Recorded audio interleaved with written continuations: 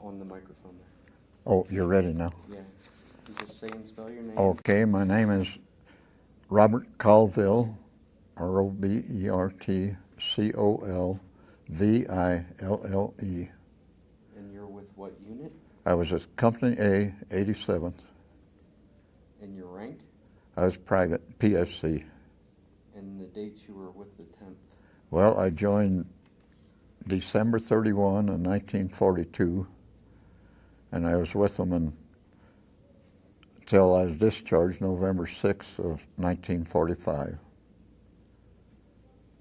I really left them after we came back in late August from Italy, but I didn't get discharged till November 6th. Okay. Would you have any photos or any information with you? Nothing with me that. Okay. What made you decide to join the 10th? I didn't decide to join. My entry in the Army was a little strange. When I turned 18, I went to California and worked from June of 41 until 1st of September of 42, working on PBY for Consolidated Aircraft. And I decided about 1st of September of 42 that I didn't want to be with a deferment in a community with as many service people as San Diego had. And a cousin I was with in my same age, we decided we should be getting in the Army. And my brother was with the Engineer Basic Training in Louisiana. And he thought it'd be nice if I went there and joined the engineers, and I thought I'd like to get into cartography school and work with maps. So I quit my job and went home to Texas to go down there. And just when I got home, he went to OCS. But he said, well, when he got out of OCS, he would be going back to the Army camp. It was at Cleburne, Louisiana. And so, but instead of his being there when I got home, he had just gone to OCS, but he told me just wait. When I got out of OCS, why we could still do the same. But then I worked at the bomb loading plant in Amarillo until early December. And the day I quit the bomb loading plant to go down and sign up and join the engineers, I got in town that night and my mother informed me that she just heard on the radio, if you were under 21, you can no longer join and choose your branch of service. So I called up my local draft board, which is my hometown just south of there, and told the man there I'd quit 2 jobs to join the Army. They just want to take me when they needed someone. So about 10 o'clock at night on December 16th, he called up, said he was short one the next day in Lubbock to be inducted. Could I make it? So I took the bus down the first thing next morning, and I was inducted December 17th then in Lubbock, and sent overnight to Fort Sill, Oklahoma. Then we left there on December 30th. We didn't know where we were going. We went up through Hutchinson, Kansas to Kansas City and had breakfast the next morning and got on the train and went back through Hutchinson, Kansas. After we passed Pueblo, they informed us we were going to Camp Hale, Colorado to join the ski troops, a group of Okies. And we got to Camp Hale then. Why they divided us. First part of the alphabet started in A Company. There were about 31 in A Company, and they went in companies through F, and I don't know how many in each of the other companies, but about 30 were in A Company. So that was my home until I got my discharge. So you were sent there with a bunch of people from Oklahoma as Yeah. well? We got off the train at Fort Sill, Oklahoma. At Camp Hale. The snow was just about as deep along the roads as the top of the cabs. And some of the Okies, several of them were up in their 30s. And none of them really had ever had any exposure with snow or that kind of cold weather. And it was really a dejected bunch, most of them, when they told us we were at Camp Hale and the ski troops. But there wasn't much we could do about it at that stage of the game. And so that's where we stayed. We were a hardy bunch, though. The Okies made it real well. They survived through real well. What were some of the things that you did as soon as you arrived at Camp Hale? Well, actually, the first two battalions of the 87th had been on maneuvers at Hunter Liggett in California. And so they had just been back, I think, a matter of through a few days. And they didn't realize we were coming. They knew nothing about basic training. But they put us in the 3rd Battalion for those few days until they could put us in the first 2 battalions. I know I was in M Company for those first few days. And there were a lot of skiers in the 3rd Battalion. They really didn't appreciate it, having a bunch of redneck Okies. That wasn't what they thought should be part of their unit. One of the guys that was there on the 85 trip to Italy, he remembered all that. He was doing a lot of chuckling about the reception we got when we arrived in the 3rd Battalion, but we survived it okay. So you didn't have a very warm welcome when you... No, our first days weren't a warm welcome, and but I know Colonel Wilson has chatted about it too. He thought that was the kind of recruits he liked. That's what when he went to get replacements, well, that's the kind of people he liked. Colonel Wilson was my battalion commander my entire time in the Army. How long were you at Camp Hale? Well, we were there, you might say, from beginning of January until we left to go to Kiska. And I think that was probably the first few days we left to go to Fort Ord for amphibious training, and then on the schedule to Kiska. And I've always had in my mind that we left Kiska to come back to the States on December 8th. I know we got home, just barely did make it home for Christmas in 43. And then when we got back in 43, we went to, we had like 2 weeks vacation or something of the sort, I'm not sure of the time.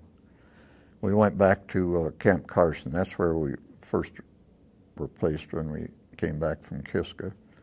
And we were there maybe a month, I don't remember. I always thought Carson was one of the ideal places to be. It was cold at night, but it was nice sunny days all day, and your shirt sleeve weather in the daytime, and we could get a pass every night. And I thought that was just the real part of the Army to be in. But then we went back and replaced the 90th Regiment in the 87th. And then we were in the 87th from then on. So what was some of the training that you participated in up at Camp Hale? Well, you know, to me, we had 8 weeks of basic. And there wasn't, when you're in what the temperatures were and that type of thing, it wasn't an ideal basic training in a lot of ways. We had the 8 weeks, and we'd have ski school part of the time in the afternoon, but not real anything very intensive as far as ski school. And I guess it was kind of routine stuff, but not as much as people were getting in regular basic training camps. And in your unit, were you trained as a rifleman or? No, after the 8 weeks, I was put in a Mortar Squad, and I was in 3rd Mortar Squad at Company A all the rest of my time in the Army. And we were a bunch. It was fortunate a bunch that stayed together pretty much all the way through. And I remember when we were going to Fort Ord, we were chosen to fire problems for General Carlett, who was like kind of the overall Army commander there. We did a lot of firing with him without using base plates for our mortars. We'd use a helmet as a base plate for mortar. We tried to impress him how good we were just using a helmet. I don't know what that would show really, but we thought we were real clever at trying to show him how good we were with just putting a tube in a mortar and trying to get on target. Now, was your unit light mortar or heavy mortar? It's 60 millimeter mortar, yeah. And what was your duty on the mortar crew?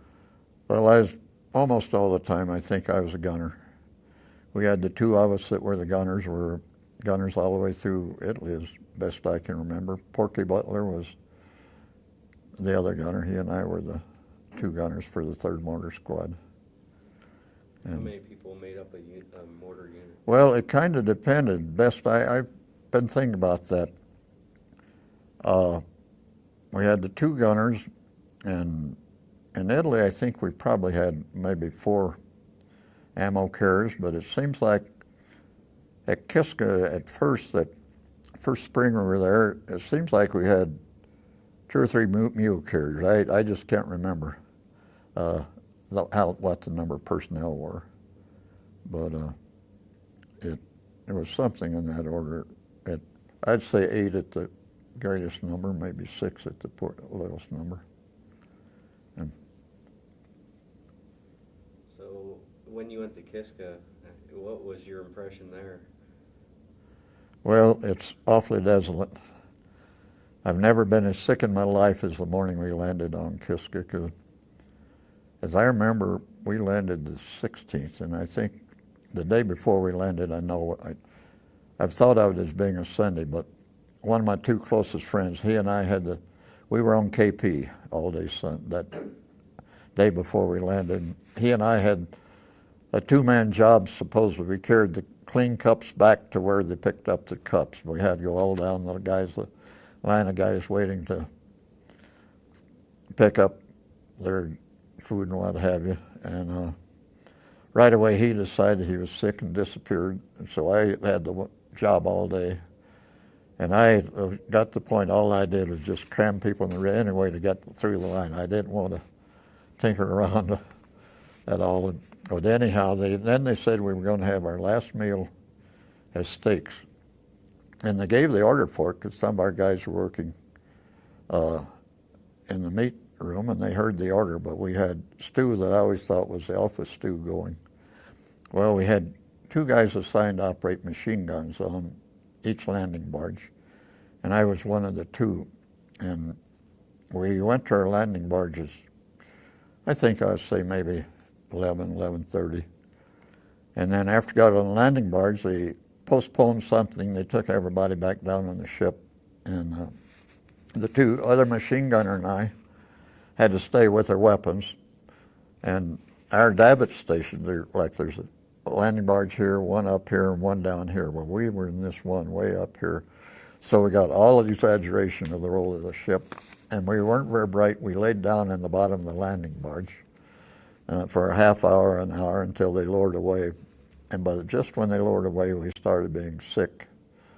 And in my whole life, I've never been as sick as I was.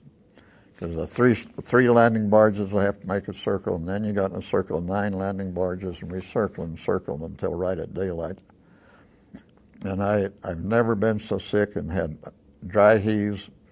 I just didn't know you could. I just thought my whole insides were gone. And then as we're on the run in, there was a destroyer Downs that was right alongside us.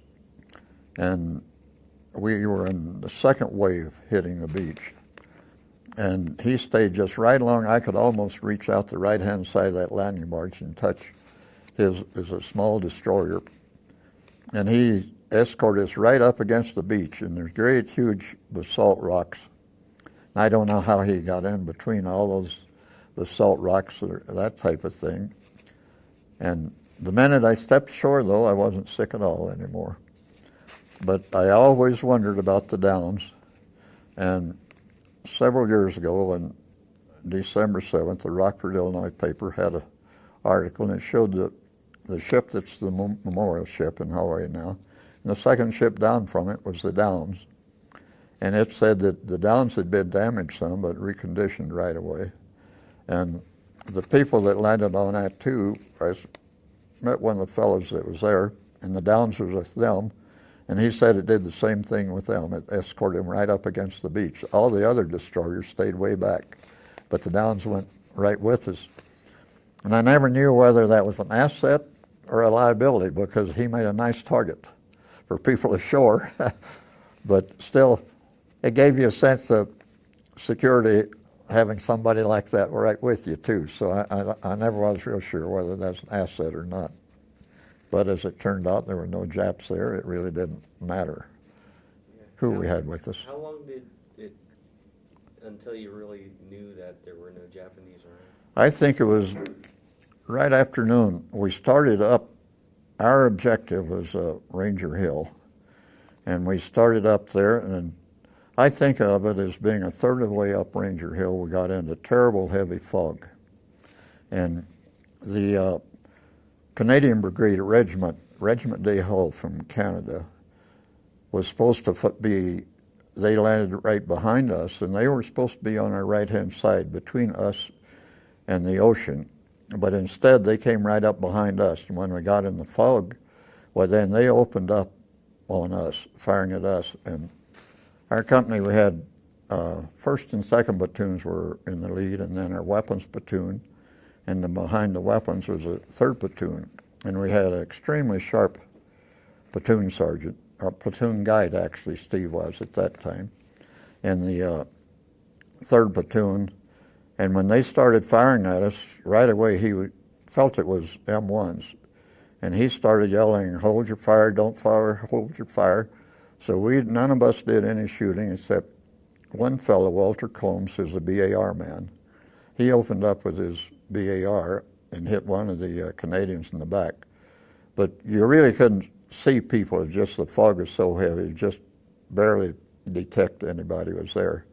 And none of our guys were hit by the rifle fire before they got it started from the Canadians.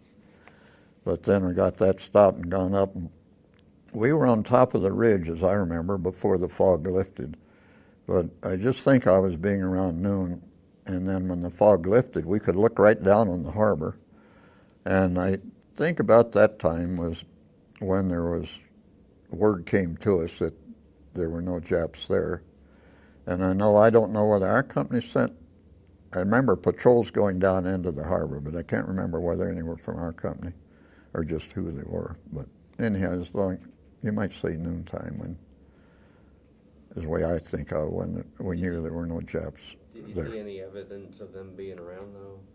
Oh yeah, I think on the way up, we had passed, there's like dugouts with just covered with sod, and I can remember, I think that's where I first saw their quarters. It was just, 30 by 40 building, and they had buckets that looked like, I've never known what they were, wooden buckets that would fit what looked like bowel movements. I don't know whether sweet potatoes or what it could have been, and then there were stacks packed like cardwood, crisscrossed, of dried fish, and there were real heavy burlap bags of rice. That seemed to be the 3 items they had of food to eat there.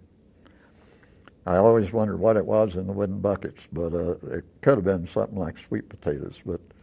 But I think that's where we first saw that was when we were going up Ranger Hill. It could be before we got into the fog even that we saw that. But anyhow, it was an outpost of some type that we passed by.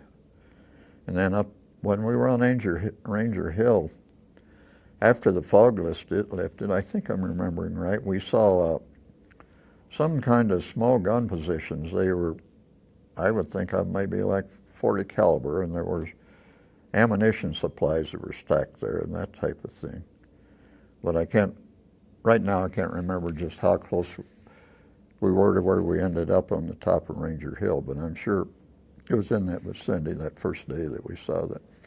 It could be back where those living quarters were with those choice food items too, but that's the first remembering of seeing any outpost was. We had landed on Broad Beach is where we landed. Where'd you go after Kiska then? Well, we came back, we stayed on Kiska then until December, and then we came back to that short time in Camp Carson, and then back to Camp Hale, and we're there then until June at Camp Hale. And then we went to Camp Swift. How was your stay at Camp Swift? Terrible. I'm one that never could take heat, And we got to Camp Swift. To back up a little bit, now we'd had D-series maneuvers at Camp Swift, and I was always real skinny in those days. I remember when I went in the Army and got out, one time I weighed 151, one time 149. But after the division maneuvers, why, it was unbelievable to me, but after the maneuvers over, everybody that made the maneuvers, regardless when you'd been home, got a pass. So I got a pass to go home. And I got home, I weighed 174. And I never got above 160 till I was 50 years old. I couldn't believe what we had to eat, but I do that. In cold weather, I pick up weight in summertime. I'm terrible, but anyhow, then after being in Camp Swift, 6 months later, I got home, go home right at Thanksgiving, and I weighed then, and I weighed in the 130s. I'd gone from 174 down. My folks thought it was time to get a pine box for me, but then I'd lost so much weight, but it was typical. But the heat in Texas, I don't think I could have lived another summer. I just didn't fit in with heat. After Camp Swift, where did you go? That would be when we went to Italy. We went to Fort Ord and then to Italy.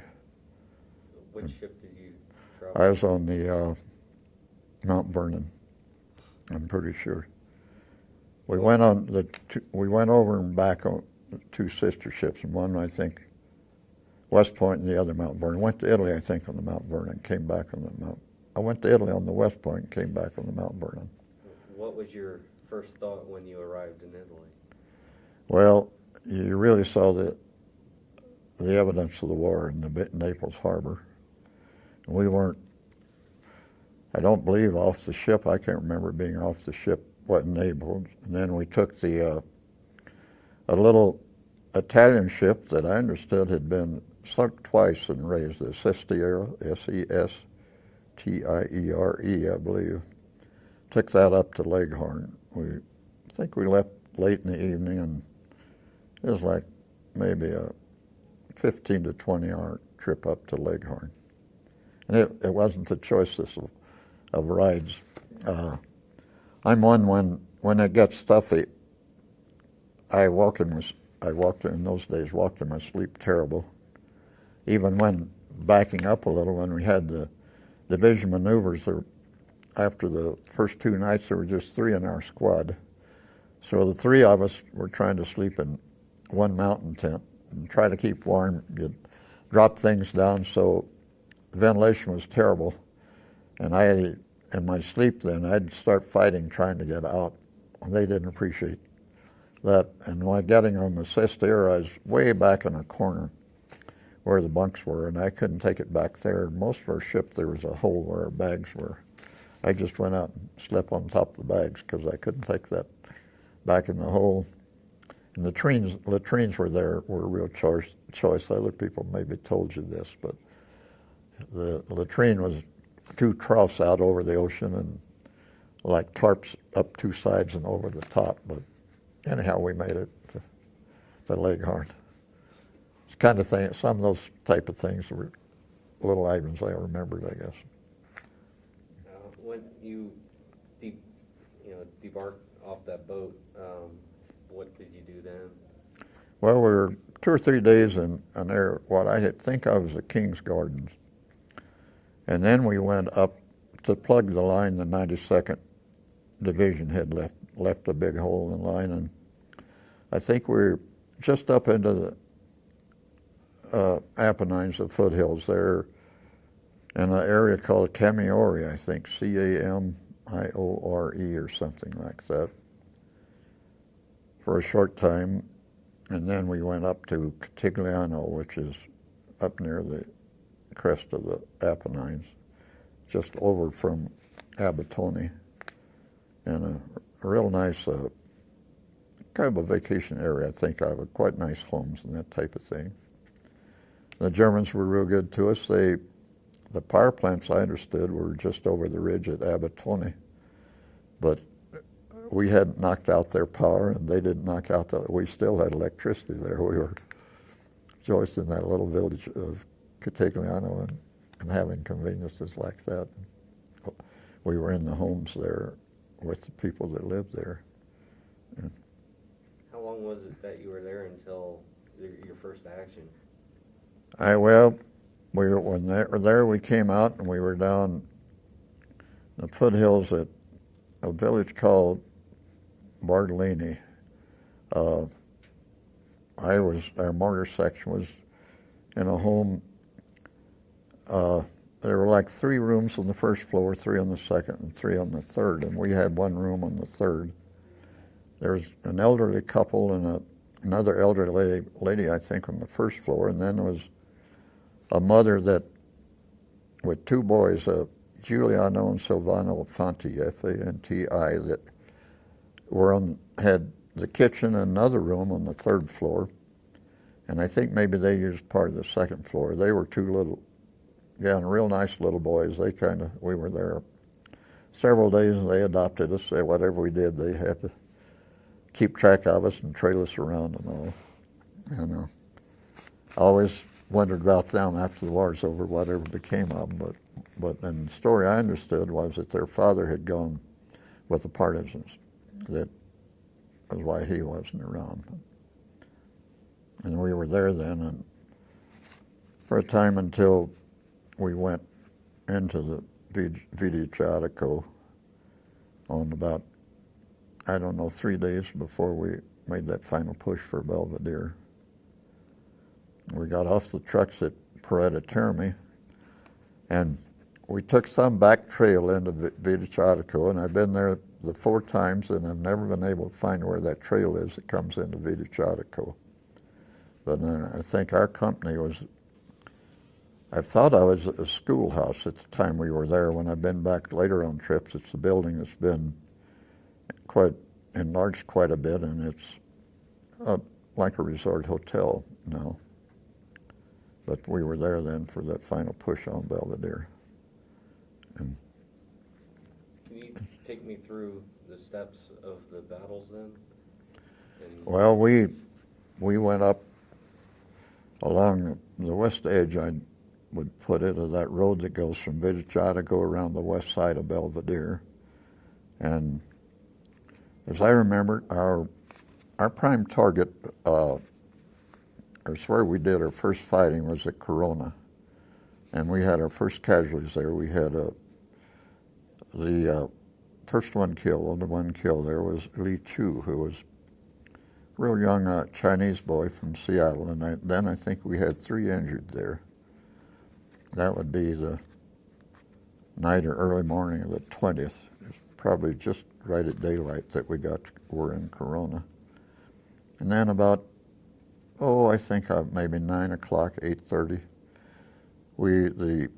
that road was divider between our 1st Battalion and the 3rd Battalion, the 85th, and we moved on over to the east and replaced that 3rd Battalion, the 85th.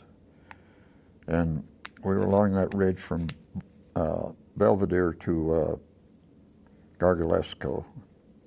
I remember we walked past one tank that had been evidently supporting us. I hadn't seen any tanks, but we walked past it, and it had been knocked out, and evidently the crew or part of them had been killed in the tank, because you could smell where their bodies were burning in the tank, and got over along that ridge. And then my company commander's one that didn't trust firing flares at night, because you can see where the flares come from. And so there was a young guy, our mortar section runner or platoon runner was a young Canadian, Harry Dunn, and he and I were put one of the mortars left by the 3rd Battalion, the 85th, by their casualties. We picked it up, and we were put way off to the east side of the company to fire flares at night then. And Harry was a Canadian kid who, at the time he was born, his dad was in the consulate office in New York City, and he was born in New Jersey. And he could go in the U.S. Army and keep both citizenships, but if he went in the Canadian Army, he'd lose his U.S. citizenship. So he'd gone in the U.S. Army. So we were kind of off by ourselves, off to the right-hand side of the 2nd Platoon, and we were there for 3 days. And the first night we got in trouble, we fired all of our flares at night. You guys, the riflemen discovered the air was just right, the parachutes, so they would float right back where they could get them. And they thought that it would be nice to have. And we had a telephone connection to each rifle platoon, so they'd call them up flares, we fired them. Well, the next morning we were in big trouble because the company commander didn't appreciate what we'd done, I guess you'd say. So 2 more nights I think we were there. Why, our only telephone connection was company headquarters. We couldn't take orders from the rifle platoons. That's the thing, I've always remembered how light it was there at night because they had these big searchlights back behind Biographical in the foothills there.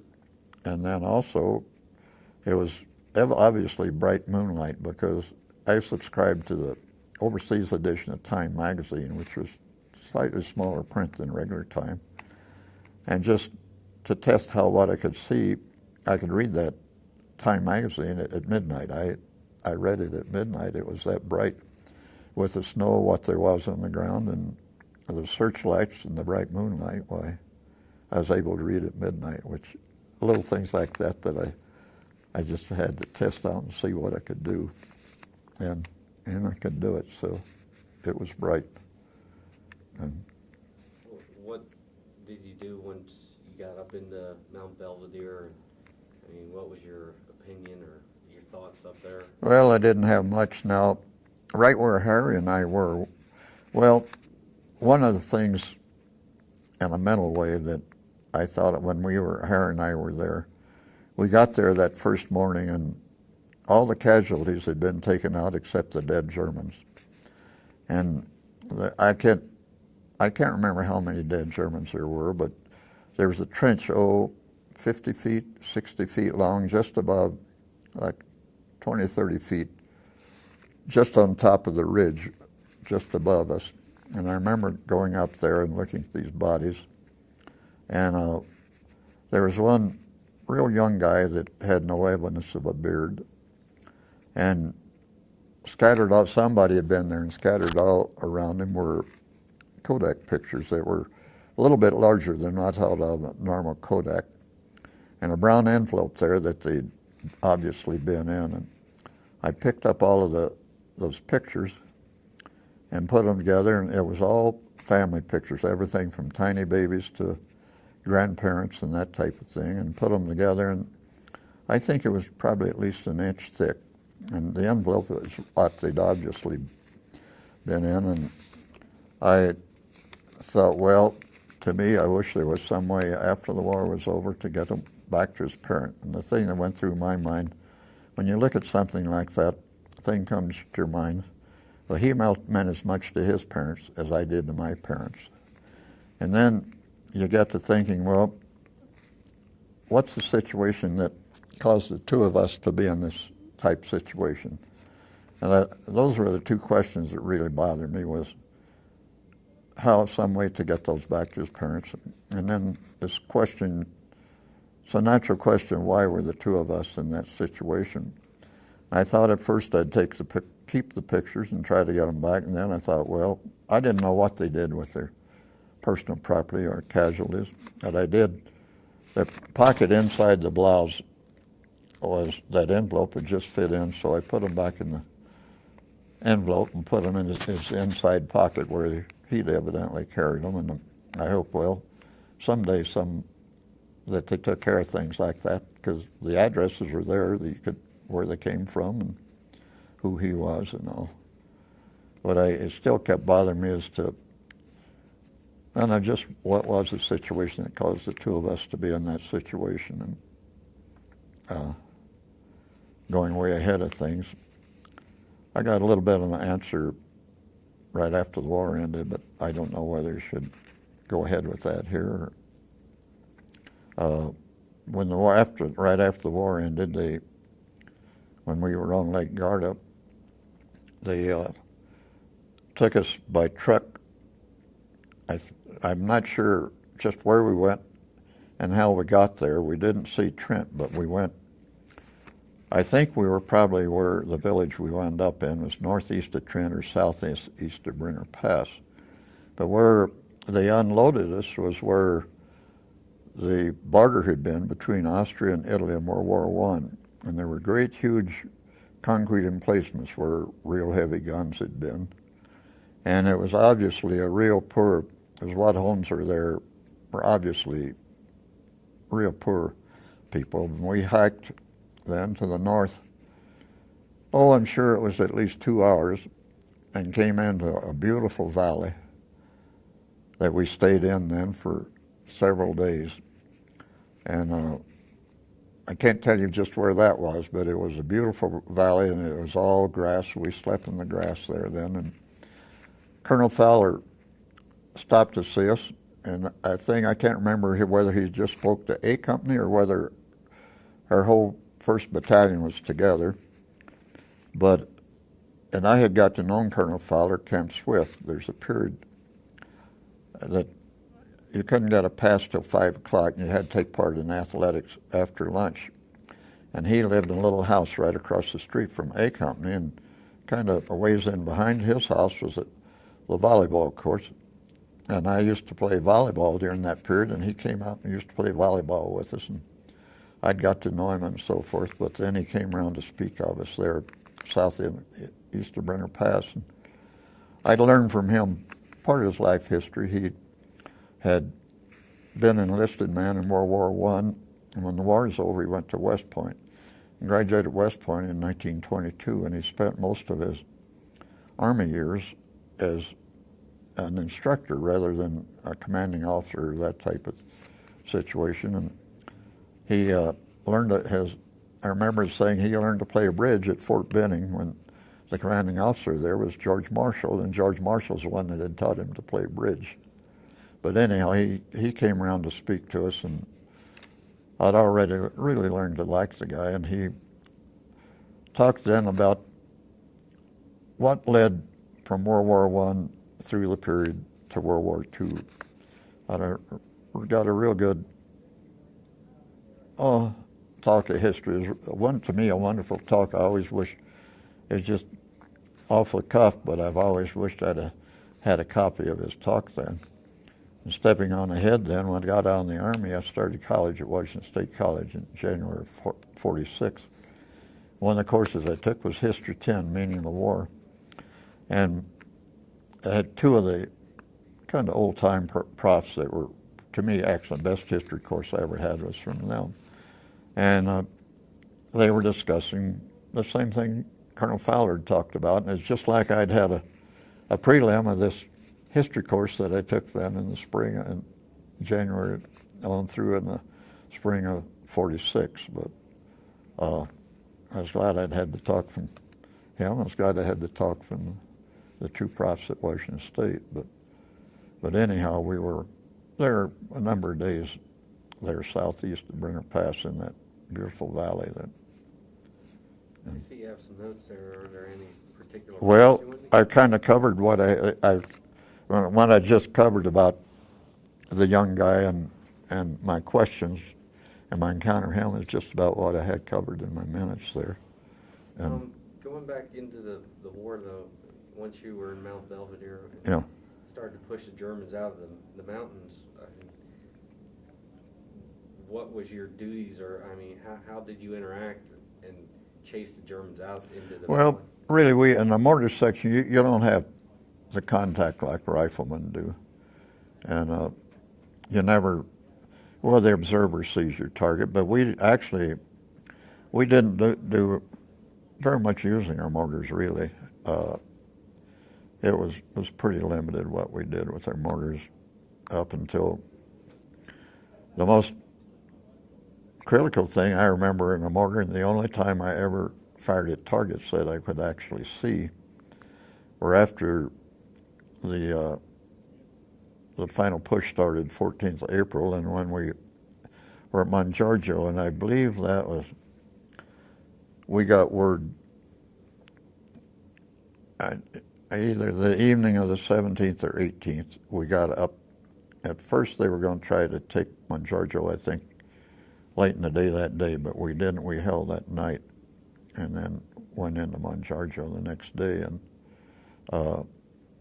that the only time I ever fired the mortar that the gunners actually saw the target. But Mongiorgio it's a ridge that comes kind of jets out towards the Somoggia Valley, I think it is. And on the 15th, the 1st Armored Division, they had started out on our right. They crossed through us right behind where we were on the La Costa Ridge and went down in towards the Somoggia Valley. Well, then when we were in Mongiorgio, we could look and see when the first tanks started way back coming down the valley, and down below us was a good-sized village. It wasn't wide, but it was long, and the main highway just went down through the center of the village. And we could see just before they got into the village, there was a foxhole, and had, as I remember, had 3 fellows in it. And we watched this advance of the tanks, and they were scattered like 100 yards, maybe 200 yards apart. And when the first tank came through, why, they let him get by, and then just as it got into right entering the village, why, they had a weapon like a bazooka, shoulder-fired rocket that they knocked it out with, and somebody came out and took the tankers as prisoner. So Porky and I, the only time I ever fired our mortars without any orders from anybody, we just set up.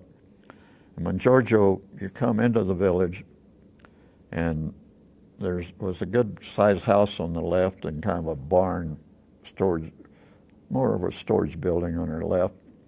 And then there's a stone fence, and behind it, stone fence went around a small cemetery, and a stone path out, and then a real steep hillside all the way down to that valley where the Somoggia Valley. No trees, there was absolutely nothing. And then you got on out east of or west of the village. There were 3 or 4 houses there, and our riflemen had gone out.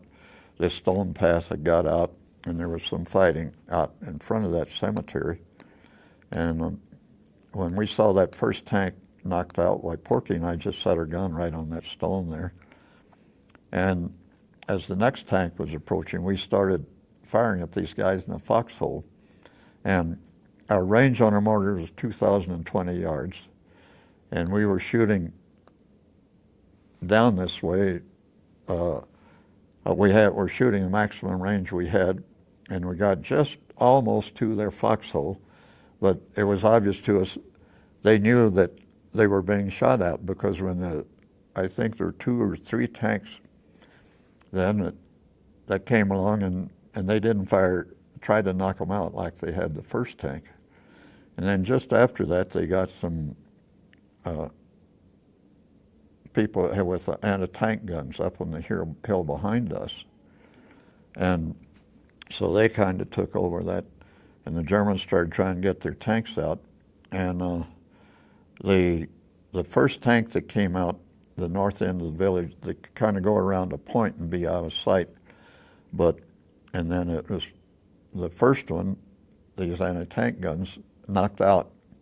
And so then other tanks kept going behind, and they had to go out into softer ground to get around, and these anti-tank guns behind us knocked all those out. It was a sightseeing thing, but then just when that was getting started, and it's one of the mysteries that Porky and I never knew what happened, and I was back there years later, and we kept trying to figure out. But all of a sudden, Porky was gone, and I had my helmet twisted around all cockeyed on my head, and I had a scratch across the top of my head. And to this day, I don't know what happened, and Porky and I never could figure. And then one of our trips back, Tom Curtis, one of the riflemen, and his wife, and Barb Walton from from Denver. Barb had heard of Mongiorgio, and she wanted to see it, so Tom and I got one of the Italians to drive us from Biographical there. And but backtrack a little bit here. Porky and I had, anyhow, we got our gun out. We weren't there, and like 20 or 30 minutes later, why, my closest friend Rex Marquardt and Joe Farrell, who was one of our machine guns, he'd transferred to us from B Company. They were just standing sightseers watching what was happening with the tanks when they were beginning to knock out these tanks. And all of a sudden, Joe Farrell was shot just dead center right through the forehead and killed. And none of us could ever figure where there could be a rifleman on that hillside, that where in the world a bullet had come from. And evidently, when they got Joe Farrell through the forehead, we don't know, we wondered if there was some piece of artillery had seen us shooting at the tanks down below, or where there was a rifleman, but I have no idea what happened. And what numerous of us that tried to figure out who shot Joe Farrell, where it could have come from, because the hillside was just all open. There's no bush, there's nothing, and it was quite steep all the way down to the Mongiorgio River Valley. But that's one of the great mysteries of my life, is what happened, how I got that scratch on my forehead and my helmet being so crooked, and what had chased Porky out. He didn't know why suddenly he'd disappeared, but anyhow, it was what happened, and that we just don't know about. Did you receive a Purple Heart for that, or? No, I didn't even get a Band-Aid put on it. It wasn't that much. It was just that scratch across my forehead and my helmet being crooked that way. What could have turned my helmet around crooked? We wondered at times maybe there was a round that were just right there by that stone wall. Something hit the stone wall, and maybe a concussion or something had been involved. I have no idea what happened, but anyhow, our big activity in Mongiorgio, other than trying to keep those guys in their foxhole, we didn't have enough range to quite reach them, but we were getting close enough that it was obvious when they didn't bother the other tanks that they knew somebody was shooting at them. I know the 10th Mountain did, I guess, an action or a patrol or a show of presence against the Yugoslavian border then? Yeah, we went on. As we got across the pole, but one thing in crossing the pole, there's a little bit of a correction. I brought the blizzard to show what I'm talking about. But in crossing the pole, we arrived at the Pole River just right at dark. And then the first thing the next morning, the engineers brought up these little small, like 8-man rowboats. And then just after they brought them up, we got word that A Company of the 1st Battalion, 87th, would be the first ones to go across. Well, they got the boats there, and we had instructions to cross at 10 o'clock. And so at 10 o'clock we were there, and the boats were there, but the engineers had gone back to get more or something, we don't know, but there weren't any engineers there. And as I remember, it was between 7 and 9 of the rowboats that were there. And what they would hold, we crawled in, and Captain Clemmy, our company commander, when 10 o'clock came, he said to us, well, it's 10 o'clock, and they said to go at 10 o'clock, so we crawled in and rowed across. And we really didn't know how to row little 8-man boats. The river isn't very swift, but anyhow, we didn't go straight across. We crossed on an angle, and we got off on the north side of the river. And now this picture here says crossed at noon that day, but anyhow, that group of us were across 2 hours ahead of it. We were the first ones across, and just after we got across then, they're scattering trees, type of nut that was wiped out in the United States years ago. But anyhow, that's what we thought the trees were, but they had kind of big bases and stumps. And we hadn't been across and gone, maybe scattered out up further south of us. We were across like 100 yards, and here's a fella came up from behind one of those trees. And they brought him right over, and I happened to be close to Captain Clemmy, or company commander, right at the time. And so brought him over to him, and so Captain Clemmy started asking questions. Well, all the questions he asked, it was quite obvious that he knew who we were and what he was and all. And it turned out he's a fellow that had been taken prisoner, I think from the 85th back in the Apennines. And when the Germans were evacuating, they had evacuated him with them, but when just after they got across the Po River, he got away from them. And he was just kind of hiding behind that tree, waiting there.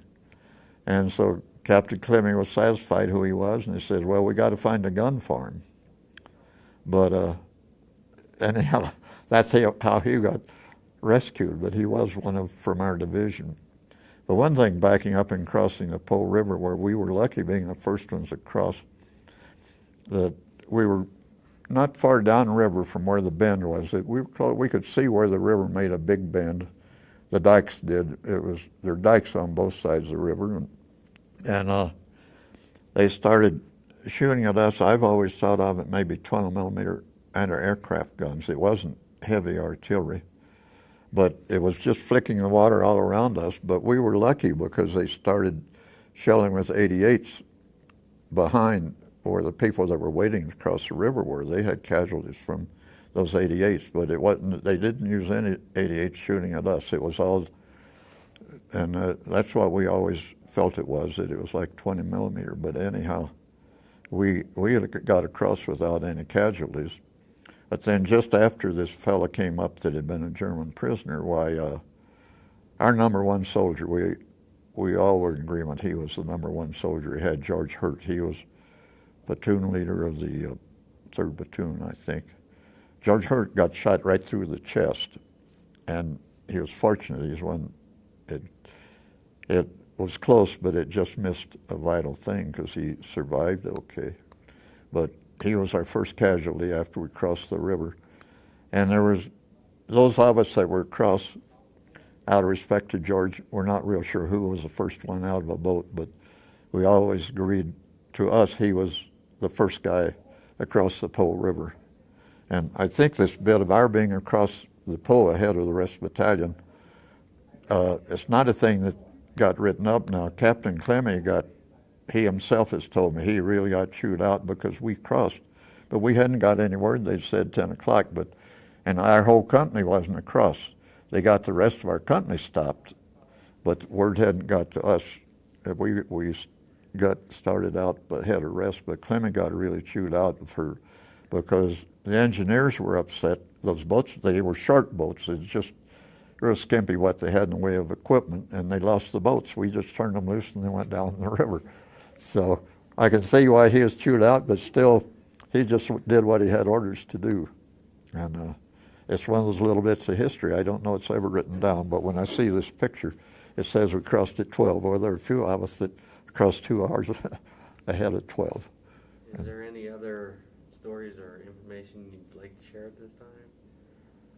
Well, I don't know.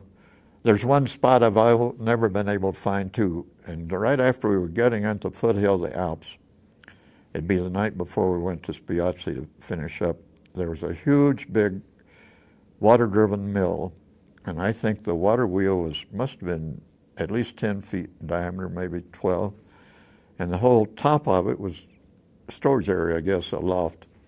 And my one friend and I were just looking the water wheel over and all that, and there was this old Italian fellow that could speak some English, and they were ready to eat, and he invited us to eat with them. Well, they were at a real long table. Must have been at least 12 people there, and they had I don't know where they got stuff to make salad, but they had salad, and it was going to be in courses, evidently. So we had the salad that had an Italian dressing, some kind, I remember, but I don't know, this would be the 28th of April, where they got the lettuce and stuff to make the salad. But anyhow, they had something green to make salad. We had salad with them, and just then they came and told us that we had to move on. So that's when, and we walked all night that night getting to Spiazzi. I don't know whether you've ever heard Spiazzi, but our 2nd Battalion had it's a high ridge between Lake Garda and Adige River, and it kind of slopes down the Adige River, but the west side is real steep going up. There are hardly any places where you can get down. But they had evidently sent our 2nd Battalion out down the top of that ridge, just like a patrol trying to see. That's when they were having problems with the tunnels being knocked out and all down along the river, seeing what was there. And then they'd lost radio contact with our 2nd Battalion. And halfway down that slope, on down, you had to go on north quite a ways, there's the village of Spiazzi, which the Germans had set up, and the story we got was that they had SS troops that were training maybe pilots or air crews or something for infantry officers. And they had about 200 people. The information we had, there were about 200 people there. But then, since they'd lost contact with the 2nd Battalion, they were concerned because the fear of this SS people that were in this village. So we were given the mission of taking care of them. And I've always thought it's the most stupid thing that I ever saw that we really did. But Colonel Wilson, my battalion commander, I got to do a lot of discussing with him about why we did things and that type of thing. And the one time I said, why in the world did we ever go into Spiazzi? And said some remark about, to me it was just so stupid. And it's the only time Colonel Wilson ever got upset with a question I asked. But he thought I was criticizing him, and that wasn't what I was doing at all. I assumed he had orders to do it.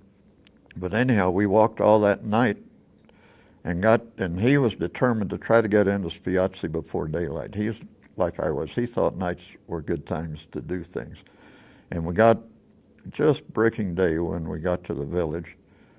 And he said that, when I questioned it, he said that, well, it's the only time in his Army career he ever refused an order. But when Colonel Smeltzer, who was 2nd in command for a regiment, brought him the order, and a regimental commander was with the 2nd Battalion, which they couldn't contact. And Colonel Wilson told Smeltzer that he's going to turn it down, and Smeltzer said, well, you know where the order came from? And Wilson says, yes, I can figure where it came from, but I'm still going to refuse it. And Smeltzer kept after him, so he finally decided to go in. And A Company went in the south side of the village, I guess you'd say, and then C Company, I think, was set up high on the ridge to come in from the backside. But we got into the village just breaking day. And again, it's one of these situations, the Germans probably knew what was happening in Lake Garda. But here they were like an outpost out. They figured, just like Riva Ridge, they weren't prepared for anybody to come in. And but they challenged us, and nobody answered the challenge. We got on into the village and got into buildings. And basically that day, there was one, our mortar section was right where you entered the village. And our company headquarters across the street, we were in and out of a nice home, but they had trenches all around, designing how to build a defensive situation and all that. And I believe it was our 3rd platoon, anyhow, one of our platoon, down the road, maybe 200 yards, there's a building I have always thought of as being a school building. I don't know what it is, but it was a 2-story building. And they got in it, and that was the worst main activity. They were trying to get in there, and actually they were coming right up to the windows almost. And they were shooting these bazooka rounds in and that type of thing. And our guys were in good shape there. They had the protection of being inside and these people trying to get to them. And one of the sad things, on the 2nd floor, there was a great large safe and a whole ring of keys. And off and on through the days, our guys had tried to get into this safe, and they never could get it open. Well, and it was something that C Company come around that backside then, and I would, guessing at times, I'd say like 2 o'clock. Why, we got orders to pull out. And everybody had got out of, nobody's left in that room except the one guy, and then one named so well and it won't come to me. He was the platoon sergeant. He's from West Virginia. And he said, well, he's going to shoot into the lock on the safe and see. One of those curiosity things that are stupid when people do it, I guess. And we don't know whether he shot into the safe or if it's booby-trapped. We had never known what happened, but there's a huge explosion. And at that time, they had got the 2nd Battalion. They were way at the top of the ridge. Guys from the 2nd Battalion, several of them, they all saw this huge explosion. But anyhow, this platoon sergeant was killed. He was the last guy killed in A Company. And right outside the door in the hallway was our French Canadian. Well, he was from North New Hampshire, but he didn't read English. He spoke good English, but he didn't read English. But Ral Joseph Napoleon Bonaparte Clodier. And he was right outside, and he got his eyes filled with debris. And so he wasn't damaged. But earlier in the day, another one of the sad situations, our company commander, our first sergeant, and one of the squads from the house right where you went into the village, he and his squad went around the back of the village. Well, I don't know, 40 minutes or so before, we'd been shooting our mortars from there. It's one of the situations where we were shooting from a stupid situation because it was all a clear field out. We couldn't see anything, but we thought we had control of everything out there. And they called for mortar fire, and so on this north side of the building where it was all open in front of us, we had shot some rounds from our mortar round, but then we'd been out of there. And like 20 minutes or so after we shot those shots is when the squad with the first sergeant went around. And from some place they opened up with a machine gun, and we wondered if when we were shooting our mortars we attracted attention there. And they had killed one or two of the guys then. And there's one fellow in our company